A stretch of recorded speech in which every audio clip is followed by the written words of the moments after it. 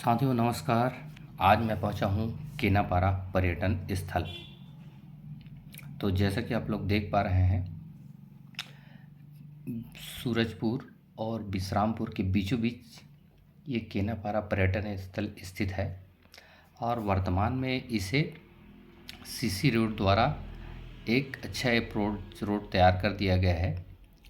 और पहले ये कच्ची रोड हुआ करता था, जिसे बरसात के समय में आने जाने में, ये जब कभी बारिश हो जाता था उस समय दिक्कत होती थी। लेकिन अभी बहुत ही बढ़िया रोड बन गया है, अप्रोच रोड बन गया है और पर्यटन स्थल तक जाने में कोई परेशानी नहीं है। तो जैसे कि देख रहे हैं आप लोग, हम लोग पहुंच गए हैं केनापारा पर्यटन स्थल। तो देखते हैं अंदर जाकर क्या है सीन। तो ये हम पहुंच गए हैं और पूरे केनापारा के पर्यटन स्थल को अंदर की जो दीवारें हैं उसको बहुत ही अच्छे ढंग से पेंट कर दिया गया है। तो जैसे आप लोग देख पा रहे हैं, बहुत सारे जीव जंतु जानवरों के बहुत ही सुंदर पेंटिंग तैयार किए गए हैं, जो बच्चों को बहुत ही आकर्षित करते हैं। और बच्चे यहाँ आकर गर्मी की छुट्टियों में या ठंडी का जब समय होता है तो एक पिकनिक स्पॉट के रूप में बहुत ही अच्छा आनंद लेते हैं। तो ये देख पा रहे हैं, एक्चुअल में आप लोगों को बता दूं दोस्तों, ये वास्तव में एक open cast coal field area है, एक खदान था जिससे कोयला निकाल लिया गया है और वो एरिया खाली पड़ा हुआ था। तो ये जैसे देख भी पा रहे हैं आप लोग, शिव शक्ति महिला ग्राम संगठन आपका हार्दिक अभिनंदन करती है। तो यहाँ प्रत्येक व्यक्ति की बोटिंग का चार्ज 50 रुपये है और वीआईपी सुविधा लेना चाहते हैं तो 700 रुपये में वो गाड़ी बुक कर सकते हैं। तो यहाँ स्पष्ट लिखा हुआ है केनापारा पर्यटन स्थल विश्रामपुर क्षेत्र साउथ ईस्टर्न कोलफील्ड लिमिटेड। तो ये जो एरिया है उसे एक पर्यटन स्थल के रूप में विकसित करने का मुख्य उद्देश्य है यहाँ आसपास के लोगों को रोजगार उपलब्ध कराना। तो जैसे आप लोग देख पा रहे हैं, ये जो ओपन कास्ट एरिया है इसमें पूरी तरीके से पानी भर गया है और इसमें बोटिंग की सुविधा है।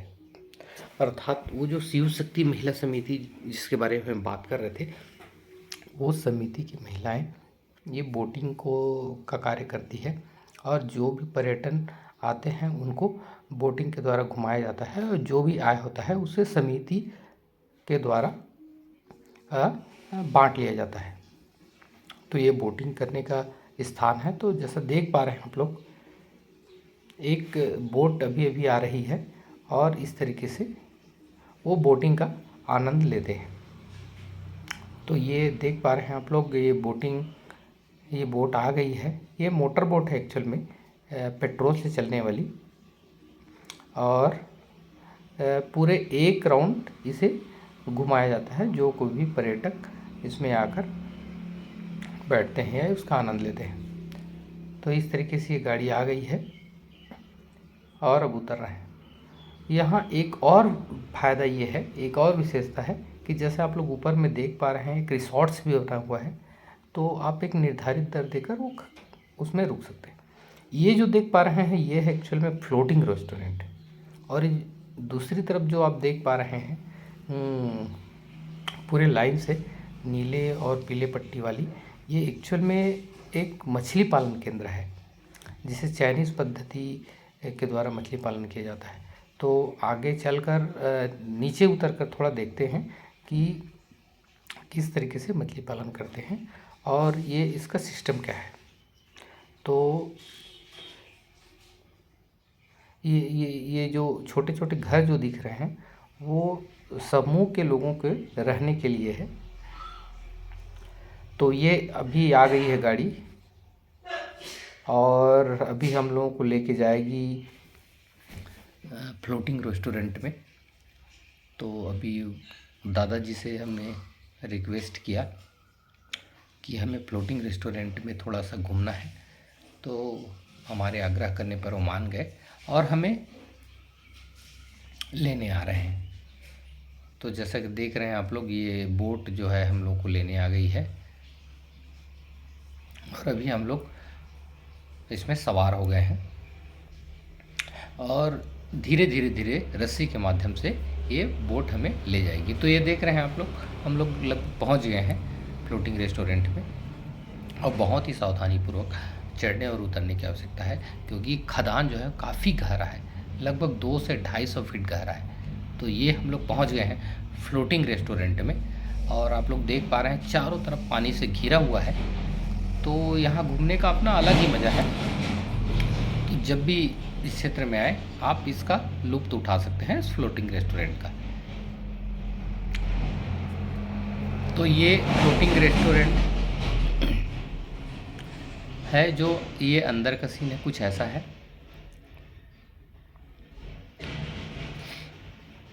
और ये है उसके बाहर का सीन। तो रेस्टोरेंट के बाहर किनारे में भी चारों तरफ आप घूमकर इसका लुत्फ़ उठा सकते हैं।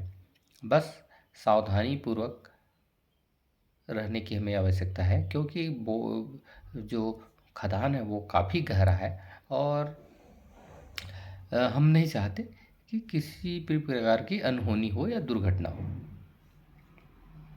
तो ये देख पा रहे हैं चारों तरफ से पानी से घिरा है, और ये जो बोट है वो जो रेस्टोरेंट में आते हैं उनको फ्री ऑफ कास्ट लाने ले जाने का काम करती है।